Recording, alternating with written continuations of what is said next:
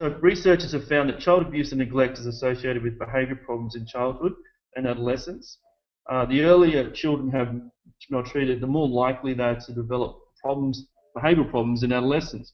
Research have often associated abuse and neglect with internalising behaviours being withdrawn, sad, isolated and depressed, and externalising behaviour being aggressive and hyperactive through childhood. Internalising behaviours are commonly associated with child neglect.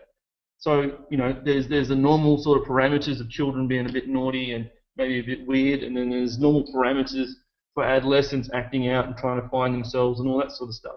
But then outside of those parameters are these sort of factors, being aggressive or hyperactive. Are we going to quickly label that kid ADHD, or is there something more going on for this child that we need to investigate and understand and all that sort of stuff? So it's just awareness that we're aiming for here. We're not trying to find child abuse under rocks and all that sort of stuff. We're just going for awareness. If you're working with a young person that doesn't quite seem to fit what we're trying to do, then maybe there's something else that we just need to probably be exploring gently with all sense of ethics and right approaches. Children affected by neglect tend to be more isolated at school compared to other groups of children, having difficulty making friends. Again, it's that sense of broken attachment. So forming friendships is a very risky business for abused children. Neglected children may also display aggressive and disruptive behaviour. That can be also interpreted as a defensive mechanism, a deflecting mechanism, trying to deal with stuff.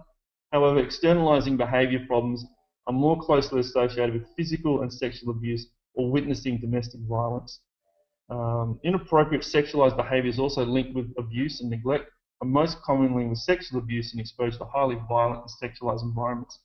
So, there's normal sexual parameters with children growing up, like I'm a boy or a girl, but when that exceeds normal parameters, like, mutual masturbation or things like that, then that's not really quite appropriate for maybe an 8-year-old. That's probably more appropriate for a 14-year-old, 15-year-old, because that's the development sequence. But when an 8-year-old is exposed to that behaviour, then that's something that we probably need to be aware of, that might not be normal, that might be a little bit outside of the development parameters that we need to take into consideration.